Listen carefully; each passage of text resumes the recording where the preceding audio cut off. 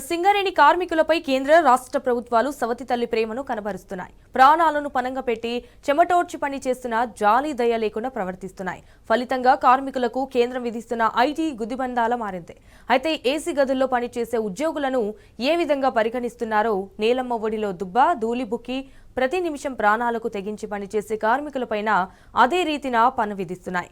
సింగరేణి కార్మికుల కష్టాలను కన్నీళ్లను గుర్తించిన తెలంగాణ తొలి ముఖ్యమంత్రి కేసీఆర్ అధికారంలోకి వచ్చిన వెంటనే 2014లో ఐటీ మినహాయింపు ఇవ్వాలని తీర్మానం చేసి కేంద్రానికి పంపినప్పటికీ ఇప్పటికీ ఆ ప్రభుత్వం చెల్లించలేదు. బొగ్గు గనులు విస్తరించి ఉన్న రాష్ట్రాల్లోని ఏ కాంగ్రెస్ బీజేపీ పాలకులు ఆ ఆలోచనే చేయలేదు.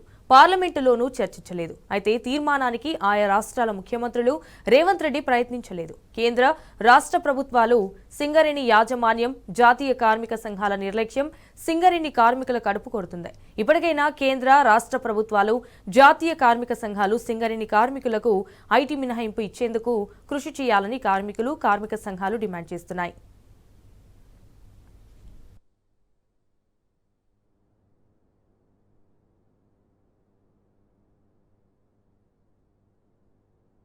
సింగరేణి కార్మికుడు ఏడాది పనిచేస్తే ఐటీ పోటుతో 9 నెలల జీతం మాత్రమే పొందుతున్నాడు. 3 నెలల జీతాన్ని కేంద్ర ప్రభుత్వమే కొట్టేస్తుంది. అండర్ గ్రౌండ్ కార్మికుడికి మాత్రం ఐటీ నుంచి కేవలం 10,000 మాత్రమే మినహాయిస్తున్నారు తప్ప మిగతా వసూళ్లన్నీ యథాతథంగా జరుగుతున్నాయి. గత అసెంబ్లీ పార్లమెంట్ సింగరేణి గుర్తింపు సంఘం ఎన్నికల్లో సింగరేణి కార్మికులకు కోల్ ఇండియా మాదిరి ఇక్కడ ఐటీ మినహాయింపునకు కృషి చేస్తామని కాంగ్రెస్ హామీ ఇచ్చి చేతులెత్తేసింది. 22 నెలలైనా కనీసం కాంగ్రెస్ పార్టీ ఆధ్వర్యంలో పార్లమెంటులో చర్చించలేదు. సింగరేణి గుర్తింపు సంఘం ఎన్నికల్లో ఏఐటీయూసీ ఐఎన్టీయూసీలు గెలవగా కార్మికులకు ఇచ్చిన ఐటీ మినహాయింపు హామీ అటకెక్కింది. ఇటు 2023 నుంచి 24, 2024 నుంచి 25 ఆదాయ పన్ను సింగరేణి ఉద్యోగుల వేతనం నుంచి కోత పెట్టారు. గతేడాది జీతాల్లో ఆదాయ పన్ను 2024 నుంచి 25 ఆర్థిక సంవత్సరానికి సంబంధించి 2 ఆప్షన్లను ఇచ్చి కోత విధించింది. సింగరేణి కార్మికులు ఏటా సుమారు 1000 కోట్ల ఆదాయపు పన్ను చెల్లిస్తున్నారు. కార్మికుల కష్టం ప్రభుత్వాల ఖజానాల్లోకి వెళ్తుంది. ప్రాణాలకు తెగించి పని చేస్తున్న వారి శ్రమ వృధా అవుతుంది. 2025 నూతన బడ్జెట్లో ఆదాయపు పన్ను స్లాబులు పెరిగి 500 కోట్ల మినహాయింపు లభించినప్పటికీ అది పెద్దగా కార్మికుల్లో ఆనందాన్ని మిగిల్చలేదు. కార్మికుల ఆదాయంపై పన్ను కోత విధింపునను ఇటు కార్మికులు తీవ్రంగా పరిగణిస్తున్నారు. సింగరేణిలో 40,000 మంది రెగ్యులర్ కార్మికులు పనిచేస్తుండగా వారిలో 15,000 మంది సీనియర్ కార్మికులు అధిక గ్రేడ్కు చెందిన వారే ఉన్నారు.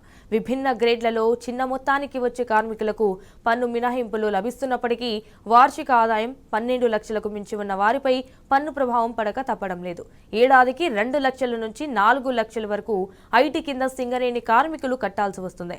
ప్రధానంగా బోనస్, లాభాల వాటా, నెలవారీ వేతనాలు కలిపి సీనియర్ కార్మికులకు దాదాపు 20 లక్షల వరకు వార్షిక ఆదాయం లభిస్తుంది. అయితే దీంతో ఐటీ అత్యధికంగా పడుతుంది. ప్రధానంగా 2025 నూతన స్లాబ్ల నేపథ్యంలో సగటు ఆదాయంలో ఉన్న కార్మికులకు మినహాయింపు లభిస్తే అధిక ఆదాయం ఉన్న వారికి మాత్రం పెద్దగా ప్రయోజనం కలగడం లేదు. ఒక్కో కార్మికుడికి ఐటీ కోత 20% నుంచి 30% ఏరియర్స్, బోనస్ వంటి అదనపు ఆదాయంపై పన్ను పడింది.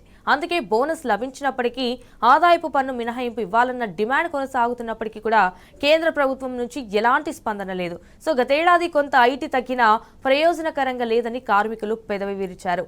ఆదాయ పన్నుపై కేంద్ర ప్రభుత్వం మెడలు వంచి మినహాయింపు చేస్తామని చెప్పిన కాంగ్రెస్ ముఖ్యమంత్రి గుర్తింపు ప్రాతినిధ్య సంఘాలు ఆదాయ పన్నుపై పెదవి విప్పకపోవడంపై తీవ్ర విమర్శలు వస్తున్నాయి.